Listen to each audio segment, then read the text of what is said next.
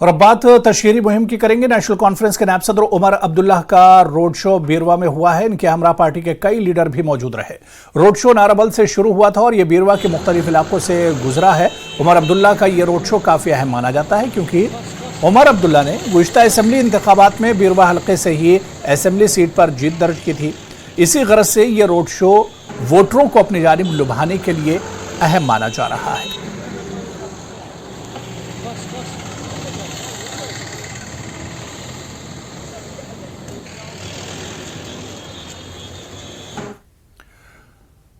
लोगों को बीजेपी का उम्मीदवार चाहे या बगैर बीजेपी का, ये कहना है उमर अब्दुल्ला का। बीजेपी से मुतालिक उमर अब्दुल्ला ने कहा कि जम्मू कश्मीर में बीजेपी का सब कुछ आया है। उन्होंने यहां कोई उम्मीदवार खड़ा नहीं किया बल्कि पीछे से कुछ उम्मीदवारों की हिमायत कर रहे हैं। अपनी पार्टी और पीपुल्स कॉन्फ्रेंस से मुतालिक उमर अब्दुल्ला ने कहा कि यह सब आया है कि उनके तार किससे जुड़े हैं। बात है कि उनके कहने और करने में बहुत फर्क है। अगर वो अपने खुद की बातों को सही मानते तो उन्होंने इस इलेक्शन में खासकर कश्मीर की जो 3 सीटें हैं उनमें अपने उम्मीदवार खड़े किए होते, लेकिन बीजेपी का उम्मीदवार आपको कश्मीर की सीटों पर नहीं मिलेगा। इन्होंने क्या फैसला किया है कि दूसरों की पीछे से जो है दूसरों की हिमायत कर रहे हैं। वजाहत करने की ज़रूरत नहीं है, लोग अच्छी तरह से जानते हैं कि उनकी तार किस तरह से जुड़ी हुई है। वो खुद अब अपनी तकरीरों में इस चीज़ को तस्लीम करना शुरू कर रहे हैं कि वो बीजेपी हैं और बीजेपी के साथ उनका रिश्ता है। तो अब हम लोगों को सिर्फ ये फैसला करने पे गुजारिश कर रहे हैं कि वो फैसला करें। उनको बीजेपी का उम्मीदवार चाहिए, उनको अपना उम्मीदवार चाहिए। नेशनल कॉन्फ्रेंस के बारामूला पार्लिमानी नशिस्त के उम्मीदवार और पार्टी के नायब सदर उमर अब्दुल्ला का बीरवा कंस्टिट्यूंसी में रोड शो हुआ। उमर अब्दुल्ला ने काउसा कान्हामा मागाब में जियारत पर हाजिरी दी। एनसी ने रसू, बडगाम, ज़ेरहार, चायरा, पेटमा खमा, रिटसन और बीरवा के दीगर इलाकों में भी रोड शो किया। इनके हमरा बीरवा कंस्टिट्यूंसी के इंचार्ज डॉक्टर मोहम्मद शफी और दीगर लीडरान मौजूद रहे। उमर अब्दुल्ला का ये रोड शो काफी अहम माना जाता है क्योंकि उमर अब्दुल्ला ने गुज़िश्ता असेंबली इंतखाबात में बीरवा से ही असेंबली सीट में जीत दर्ज की थी।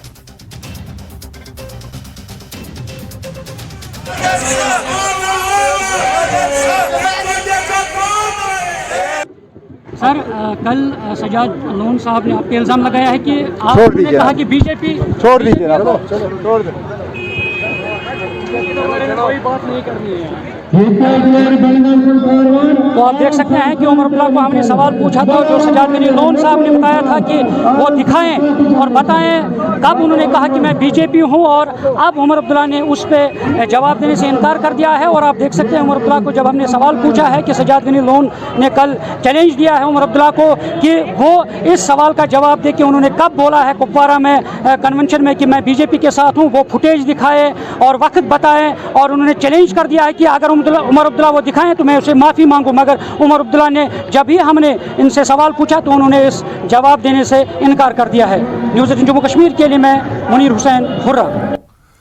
जम्मू कश्मीर पीपुल्स कॉन्फ्रेंस के चेयरमैन सज्जाद लोन ने श्रीनगर में अपनी रिहाइशगाह पर प्रेस कॉन्फ्रेंस का इनेकाद किया। उन्होंने उमर अब्दुल्ला पर सख्त तनकीद की और कहा कि उमर अपने बयानात से मीडिया और लोगों को यह कहकर गुमराह कर रहे हैं कि मैंने मुखातिब किया है कि मैं बीजेपी की हिमायत कर रहा हूं। उन्होंने कहा कि हम पहले उमर अब्दुल्ला को टूरिस्ट कहते थे, अब हम इसे टरबाज कहेंगे। हम ECI से अपील करते हैं कि उमर अब्दुल्ला के बयानात पर नजर रखें। उमर सिर्फ गलत बयानबाजी कर रहे हैं। मुझे बहुत पहले यकीन था कि बीजेपी कश्मीर में कोई उम्मीदवार खड़ा नहीं करेगी। ये 2019 के नताइज के बाद उनके लिए अखलाकी रद्द अमल होता। उन्होंने कहा कि बीजेपी ने कुछ मुस्लिम लीडरों को किराए पर ले लिया है। उन्होंने उमर और फारूक अब्दुल्ला की तरफ इशारा किया। उन्होंने कहा कि JKPCI आने वाले दिनों में शुमाली कश्मीर में सबसे बड़ी रैली निकालेगी। अब यह है कि उमर अब्दुल्ला साहब का मानना है कि खुदा ने उनको माफ कर दिया, तो सर्टिफिकेट लाए हैं वो ऊपर से कि उनको माफी है, बाकियों को माफी नहीं है। बीजेपी कश्मीर में पेरिफेरियल, बीजेपी को लास्ट पार्लियामेंट इलेक्शन में नॉर्थ कश्मीर से 1% और श्रीनगर से 0.25% वोट आया। अब जैसे हमें 23% वोट आया। PDP को भी शायद नॉर्थ से लगभग 18% वोट आया, राइट? नहीं, 16% वोट आया। तो मीन्स के उनका कहना है कि ये जो 50-60% वोट है, जो 1% बीजेपी है, उनका जो प्रॉक्सी है वो 60% का है। अब मैं आपको बता दूं, मुझे अंदाजा था 1 साल पहले कि जब भी यहां पार्लियामेंट होगा बीजेपी कैंडिडेट नहीं उठाएगी। वो इसलिए कि 2019 के आर्टिकल 370 हटाने के बाद ये इनका पहला इलेक्शन होगा। सुप्रीम कोर्ट में क्या हुआ, पार्लियामेंट में क्या हुआ, लेकिन कश्मीर में ये पहला उनका मॉरल एक्सेप्टेंस या मॉरल रिजेक्शन होगा। बच्चे को भी पता थी कि ये इसमें कैंडिडेट नहीं उठाएंगे, बिकॉज अगर इनको फिर वो 1% आता है तो that would have mean moral rejection. तो इन्होंने बड़ी चालाकी की, इन्हें कैंडिडेट ही नहीं उठाया। अब पूरे हिंदुस्तान में काफी मुसलमान बीजेपी ने रेंट पर लिए हुए लीडर हैं, वो बयान देते हैं जिससे उनको हेल्प होता है। बाप बेटा भी रेंट पर है, पार्टली रेंट मिलती है और पार्टली की जेल से बाहर रहना है, केस बड़े हैं करप्शन के। अब यही उमर अब्दुल्ला साहब, जो भी एंटी वोट होगा, जो कि लगभग अब की बार 75 से 80% होगा, उसको बोलते हैं ये बीजेपी का वोट है। याद रखना, यही बीजेपी कल बोलेगी कि उमर अब्दुल्ला का बयान देख लो, जो हमारे खिलाफ थे, इसके खिलाफ थे, वो सब बीजेपी के साथ थे, which means a moral acceptance कि 370 को जो हटाया कश्मीरी ने उसको एक्सेप्ट किया हुआ। It's a shameless thing. मैं नाम नहीं लेना चाहता उन लीडरों का जो रेस्ट ऑफ द कंट्री में रेंट पर हैं। नाम आपको भी पता है, जो वोट काटते हैं, तोड़ते हैं, रेंट पर हैं, उनका काम कर रहे हैं। वरना तो ये बड़ी उनके लिए मुश्किल थी, जब वो उठाते 1% वोट आता, 2% वोट आता, तो क्या मुंह दिखाते। But he is there to defend for that is it, that's as simple as that. आपकी इत्तला के मुताबिक अब तो मोहब्बत जी को भी उसने एंटर कर दिया उसमें। अब तो हम अकेले नहीं रहे। जब वो बाकी लोग लड़ने आए, क्या उनको नहीं एंटर किया? किसको नहीं छोड़ा? अच्छा आप मुझे बताओ एक पार्टी जिसको इन्हें बीजेपी नहीं बोला, आप बताओ। चलिए, एक कांग्रेस के बगैर किसको इन्हें बीजेपी नहीं बोला? नेशनल कॉन्फ्रेंस के तर्जमान इफरा जान ने सज्जाद लोन की प्रेस कॉन्फ्रेंस पर रद्द-ए-अमल जाहिर करते हुए कहा कि माजी में और हाल ही में ऐसे कई वाकयात सामने आए हैं जिससे सज्जाद लोन और बीजेपी के दरमियान ताल्लुक वाज़ेह होता है। उन्होंने कहा कि सज्जाद लोन अपनी हार को देखकर घबराए हुए हैं, इसलिए उमर अब्दुल्ला के खिलाफ गैर मुहज़्ज़ब बयान का इस्तेमाल कर रहे हैं। लोन साहब एक बड़ी न्यूज़ चैनल को इंटरव्यू देते हुए कहते हैं कि उनका दिमाग छोटा है, उनका दिमाग बहुत बड़ा है, और वही थे जिन्होंने पीडीपी और बीजेपी का अलायंस बनाया, जो इसके प्लानर थे। तो क्या वो भी झूठ है? वो कहते हैं जब उन्हें मिनिस्टर बनाया गया, बीजेपी ने उन्हें एज अ रिवॉर्ड मिनिस्ट्री दी, क्या वो भी झूठ है कि उन्हें बीजेपी ने मिनिस्टर बनाया? उसके बाद जब पैलेट्स चलाए जाते हैं हमारे बच्चों पे, सजाद गनी लोन साहब असेंबली में और एक बहुत बड़ी न्यूज़ ऑर्गेनाइजेशन को फिर से 2 बयान देते हैं, जहां वो कहते हैं पैलेट्स चलाना ज़रूरी है क्योंकि ये एक नॉन लीथल वेपन है। तो क्या वो बयान भी झूठे हैं? उनकी सरकार में, जिसमें सजाद गनी लोन साहब मिनिस्टर रहे, वो कहते हैं उनकी सरकार में सबसे ज्यादा पीएसए लगाए 2016 में, क्या वो भी झूठ है? उसके बाद अगर आप देखेंगे, जो तरुण चुग साहब हैं, जो बीजेपी के सीनियर लीडर हैं, वो कहते हैं सजाद गनी लोन साहब को बीजेपी के कोटे पे मिनिस्टर बनाया गया था। तो क्या तरुण चुग साहब भी झूठ बोल रहे हैं? उसके बाद 2018 में वो चिट्ठी लिखते हैं हमारे गवर्नर साहब को, उस वक्त के गवर्नर साहब को, और कहते हैं कि मेरे पीसी के 2 एमएलए हैं और पीडी और बीजेपी के मेरे पास 18 एमएलए हैं, मेरे 2 बीजेपी के 18, मिल के हम एक सरकार बनाना चाहते हैं बीजेपी के साथ। क्या वो चिट्ठी भी झूठ है? उसके बाद 2018 में राम माधव साहब यहाँ आते हैं और एक 3rd फ्रंट बनाने की अनाउंसमेंट करते हैं। उस 3rd फ्रंट में साफ साफ तौर पे बोलते हैं सजाद गनी लोन उस 3rd फ्रंट का पार्ट है। तो क्या राम माधव साहब भी झूठ बोल रहे हैं? अभी हाल ही में तरुण चुग साहब बीजेपी के दिन दहाड़े मीटिंग करते हैं सजाद गनी लोन साहब के साथ और अल्ताफ बुखारी साहब के साथ। तो क्या वो वीडियोस भी झूठे हैं? उसके बाद दूसरे ही दिन अल्ताफ बुखारी साहब अपना सपोर्ट जो है उनको दे देते हैं। तो क्या अल्ताफ बुखारी साहब भी झूठे हैं?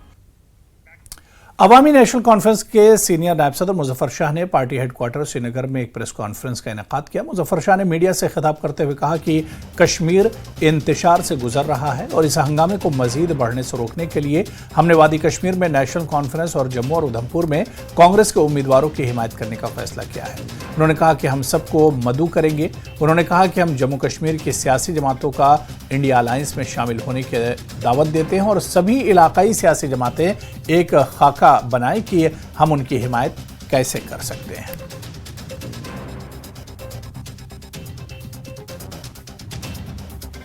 इंडिया अलायंस के जो कैंडिडेट्स हैं, नेशनल कॉन्फ्रेंस के 3 और अपने लद्दाख के जो जॉइंट कैंडिडेट हैं वहां से कांग्रेस और नेशनल कॉन्फ्रेंस के, उसके पहले जो जम्मू के 2 थे कांग्रेस के, हमारी तरफ से एएनसी की तरफ से जम्मू में भी भरपूर काम हुआ और यहां पर अब वैली में हम 7 मई से श्रीनगर की कॉन्स्टिट्यूंसी में करीब 4-5 जगह पे हमारी तरफ से एक कोऑर्डिनेटेड एफर्ट्स के तहत मीटिंग्स, छोटी बड़ी पब्लिक मीटिंग्स की जाएंगी और उसके बाद बारामूला में मेन जगहों पर एएनसी की तरफ से बुलाई जाएगी मीटिंग्स और पब्लिक मीटिंग्स भी, और उसके बाद आपके अनंतनाग के लिए वहां पर भी करीब 3-4 जगहों पर एक कोऑर्डिनेटेड एफर्ट्स के तहत, और जो पहला हमारा प्रोग्राम होगा वो 7th को होगा और वो एक पब्लिक मीटिंग होगी एएनसी की तरफ से, और उसमें तमाम जो यहां पे हमारे हम ख्याल जमाते हैं नेशनल कॉन्फ्रेंस को लेकर, अपने कांग्रेस को, अपने जेकेपीएम वाले और हमारे सीपीएम, उनको बाज़ाब्ता तौर तहरीरी दावत दी जाएगी कि वो इन मीटिंग्स में अपनी शमूलियत करें। और हमारा मुद्दा और मकसद यही है कि हम वोटों की भारी अक्सरियत से इंडिया अलायंस के नेशनल कॉन्फ्रेंस के 3 कैंडिडेट्स यहां से और लद्दाख और करगिल में जो अलायंस के कैंडिडेट हैं उनको भारी अक्सरियत से कामयाब किया। श्रीनगर के फतेह कदल में अवामी इजलास से खिताब करते हुए अपनी पार्टी सदर अल्ताफ बुखारी ने कहा कि आपकी परेशानियों को दूर करने की कोशिश करूंगा। उन्होंने कहा कि यहां तरक्की के बहुत काम होने बाकी हैं। श्रीनगर में वोट 13 मई को डाले जाएंगे। इस तशहीरी मुहिम इन दिनों उरूज पर है।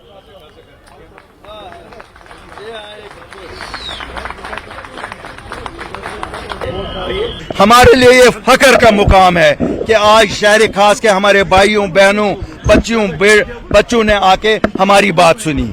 मैं इनको भी वादा किया और आपको आपके वसातत से भी शहर खास को वादा देता हूं, अल्लाह के फजल से हम आपको शर्मिंदा नहीं करेंगे और आपकी ये मुसीबतें जिनमें आपको मुब्तला किया गया है, मैं अपनी आंखों के इनसे निकालने की कोशिश करूंगा। जो कांटे आपके रास्ते में बिछाए गए हैं, मैं कोशिश करूंगा कि आपके कांटे अपने आंखों से निकालूं। जम्मू कश्मीर पुलिस भी हमारी पुलिस है, तनकीद करना मेरा हक है। मैं अपनी पुलिस को मशवरा भी दे सकता हूं, तनकीद भी कर सकता हूं, बच्चों को भी मशवरा दे सकता हूं। ये तो एक लीडर का काम होता है कि जहां गलत देखे गलत को गलत कहे, सही को सही कहे, इसीलिए तो हम खिदमतगार हैं।